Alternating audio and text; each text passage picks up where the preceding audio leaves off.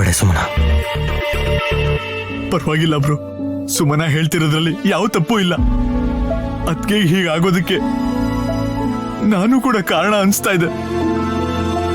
ಆ ಪಾಪ ನನಗೆ ತಗ್ಲಬೇಕು. ವಿಕ್ರಾಂತ್, ನನ್ಗೇನಾದ್ರೂ ಆದ್ರೆ ನನ್ನ ಆಯಸ್ಸು ಅವ್ರಿಗೆ ಕೊಟ್ಟು ಅವ್ರು ಬೇಗ ಹುಷಾರಾಗ್ಬೇಕು ಅಂತ ಬೇಡ್ಕೋತೀನಿ.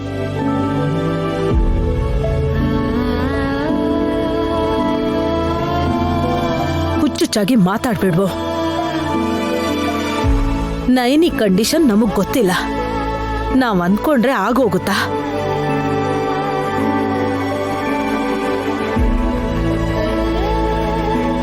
ಹೌದು, ಡಾಕ್ಟರ್ ಏನಂದ್ರು? ಐಸಿಯುಯಿಂದ ಆಚೆ ಬರಲಿಲ್ಲ. ಇನ್ನು ಟ್ರೀಟ್ಮೆಂಟ್ ಮಾಡ್ತಾನೆ ಇದ್ದಾರೆ.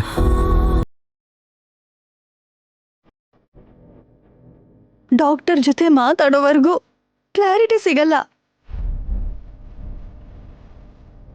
ಇಲ್ಲಿ ನೋಡಿ, ನೈನಿ ನಿದ್ದೆ ಮಾಡ್ತಿದ್ದಾಳೆ ಅಂತ ಅನ್ಕೊಳ್ಳೋಣ.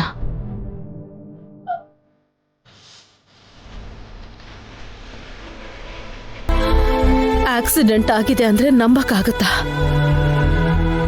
ತಲೆ ಹಿಂದೆ ಗಾಯ ಆಗಿ ತುಂಬಾ ರಕ್ತಸ್ರಾವ ಆಗಿದೆ ಮಾಮ್. ಅದೇ ಹೇಳ್ತಾ ಇರೋದು ಕಂದ. ಏನೂ ಆಗಿಲ್ಲ ಅನ್ನೋ ತರ ಇದ್ದಾಳೆ, ಆದ್ರೆ ದೊಡ್ಡ ಅನಾಹುತಾನೇ ಆಗಿದೆ. ಇದು ನಿಜವಾಗ್ಲೂ ದುರದೃಷ್ಟ.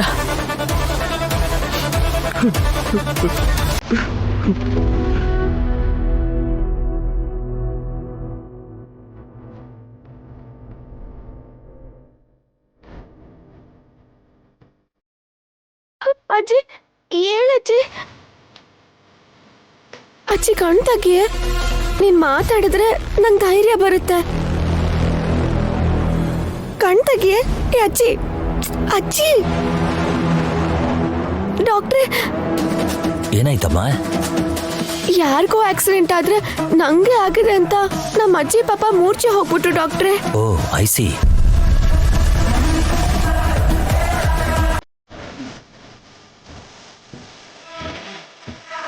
ಬಾಯ್ಸ್, ಪೇಷಂಟನ್ನು ವಾರ್ಡಿಗೆ ಕರ್ಕೊಂಡು ಹೋಗಿ. ನೋಡಮ್ಮ, ಇಲ್ಲೇ ವೆಯ್ಟ್ ಮಾಡಿ.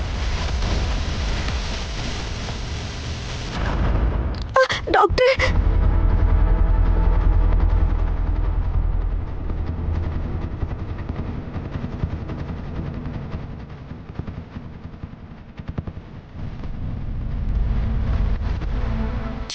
ಸೀರಿಯಸ್ ಆಗಿದೆ ಅನ್ಸುತ್ತೆ. ಹೌದಾ ಮಾಮ್?